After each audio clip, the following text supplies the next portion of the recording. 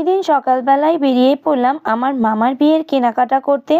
যেহেতু রমজান মাস আর কেনাকাটায় অনেক বেশি ঝামেলা থাকে, তাই সকাল সকালই বেরিয়েছিলাম আমরা সবাই।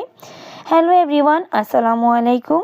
যেহেতু বিয়ের কেনাকাটা আমার আপুরা এসে কিন্তু সকালবেলা থেকেই কেনাকাটা অলরেডি শুরু করে দিয়েছিল, তো তারপরে আমি তাদের সাথে অ্যাড হওয়ার জন্য চলে গেলাম কাঠপট্টি হয়ে গেলাম চকে পালকিতে। প্রথমেই ব্রাইডের জন্য শাড়ি কেনার জন্য, যেহেতু ব্রাইডের প্রথম চয়েস ছিল জামদানি, তো আমরা এখানে অনেকগুলো জামদানি দেখার পরে যখন ভালো লাগেনি, তারপরে চলে গেলাম স্বদেশীতে। তো ওখান থেকে সুন্দর একটা শাড়ি কিনে নিলাম।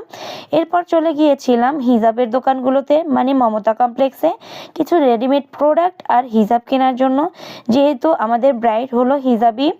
এরপরে কিন্তু এরকম সুন্দর একটা পার্স কিনে নিলাম। এরপর টুকটাক কেনাকাটা শেষ করতে না করতে অলরেডি ইফতারের সময় হয়ে গেছে। তো ইফতার করার জন্য আমরা চলে গেলাম সরাসরি ঘরোয়া। এখানে কিন্তু এরকম সুন্দর প্লেটারগুলো সাজানো ছিল, আমাদের কোনো ঝামেলাই পোহাতে হয়নি, কারণ রমজান মাসে কিন্তু একদম ঠিক টাইমে এরকম ইফতার টাইমে কিন্তু একদমই ইফতারের জন্য অনেক হ্যাসেল পোহাতে হয় বা খাবার পাওয়াই যায় না। যদিও ভাগ্যক্রমে ওই দিন আমরা সবই পেয়েছিলাম। আর একটা মজার ব্যাপার হলো, আমি অনেক দিন পর আমার আপুর সাথে বসে ইফতার করেছি, তো অনেক বেশি ভালো লাগা কাজ করতেছিল। কারণ ছোটোবেলায় তাদের সাথে অনেকটা সময় কাটালেও এখন কিন্তু একদমই তাদের সাথে সময় কাটানোর সুযোগ পাই না, বা এরকম ইফতার করার তো সুযোগ হয়ই না। যাই হোক, ইফতার করা শেষ করে আমরা আরও টুকটাক কিছু কেনাকাটা করে কসমেটিক্স প্রোডাক্টের জন্য চলে গেলাম সরাসরি শ্রেয়সীতে। আপনারা তো জানেনই শ্রেয়সী আমার ফার্স্ট চয়েস বরিশালের মধ্যে।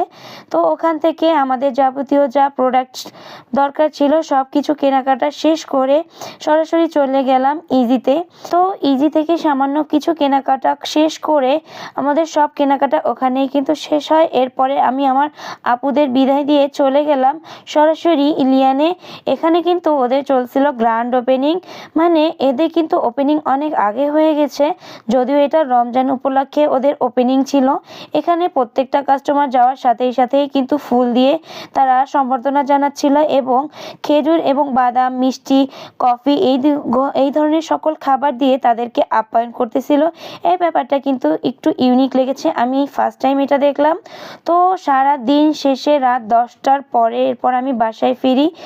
তো ওই দিন কিন্তু সকাল থেকে রাত অবধি আমার কেনাকাটা করতে করতেই লেগে গিয়েছিল।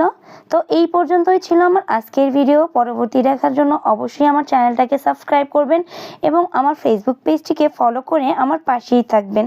আল্লাহ হাফেজ।